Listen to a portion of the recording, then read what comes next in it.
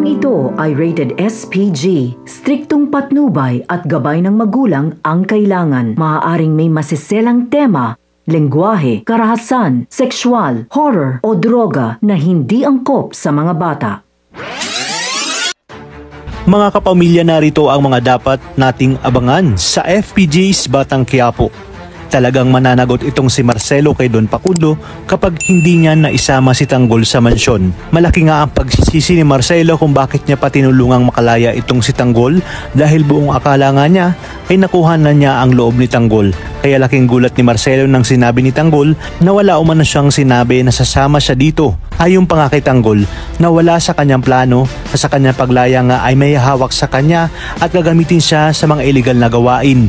At hindi na umano siya papayag na maulit na siya ay bumalik sa kulungan. Kaya naman sinabi ni Tanggol kay Marcelo na sa muli nilang pagkikita ay dala niya na ang mambayad kay Marcelo. Naisip nga ni Tanggol na sa kanyang paglabas ay kinakailangan niyang gumawa ng paraan nang sa gayon umano siya ay yumaman para makakuha ng pinakamagaling na abogado para sa kanyang mga kaibigan. Kung kaya't dito naisip niya na bakit hindi niya hawakan ang Quiapo at buong kamay nilaan. Kung kinakailangan umano gumamit siya ng ibang pangalan ay gagawin niya. At kapag dumating umano ang araw na siya ay mayaman na, lahat ng mga nang mamaliit at umapi sa kanya ay babalikan niya. Sa puntong ito nga ay desidido na si Tanggol na magpayaman sa kahit na anong paraan dahil wala nang ibang laman ang puso niya kundi galit sa mga taong umapi at nang maliit sa kanya. At syempre hindi niya makakalimutan ang dahilan kung bakit gusto niyang lumaya, ang maipaghiganti ang pagkamatay ni Mokang. Sa kabilang banda, alam nga ni Tanggol na hindi na siya tatanggapin sa kanilang bahay dahil batid naman niya kung gaano siya kinamumuhian ni Rigor. Kaya naman naisip niyang puntahan na lang sa pwesto ang kanyang lola Tinding para magpaalam dito.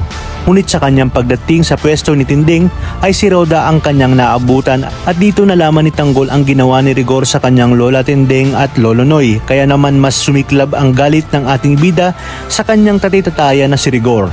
Maya-maya pa sa pag-uusap ni Roda at Tanggol, siya naman pagdating ni Tess at Santino upang magbukas ng kanilang pwesto. Dito nga ay nakita ni Tess at Santino si Tanggol.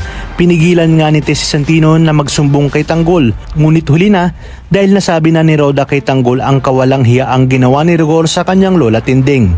Hindi nga napigilan ni Tanggol na magbitaw ng salita kina Tess at Santino na kapag may masamang nangyari sa kanyang lola Tinding ay hindi niya umano alam ang kanyang magagawa kay Rigor. Lalabis namang kinabahala ni Tess dahil kita nga sa mukha ni Tanggol ang galit nito kay Rigor. Ayon pa nga kay Tanggol na ibabalik niya kay Rigor ang lahat ng ginawa nito sa kanya noon at kung kinakailangan umanong kasuhan niya ito ay gagawin niya. Dito na kaya tuluyang matatapos ang kahambugan ni Rigor kung kaya't mababaliktad ang sitwasyon at siya naman ang makukulong. Magkakaharap sila ni Chef Iswinas at Makasantos at dito makikita natin kung gaano katibay si Rigor. Talagang kapanapanabik ang mga susunod na tagpo sa teleseryeng ito. Kaya naman sabi-sabihin natin itong pakaabangan. At kung bago ka pa lamang sa akin channel ay sana'y huwag kalimutang mag-like at subscribe. Pindutin ang notification bell para updated kayo palagi. Maraming salamat sa inyong panonood at hanggang sa muli, kapamilya.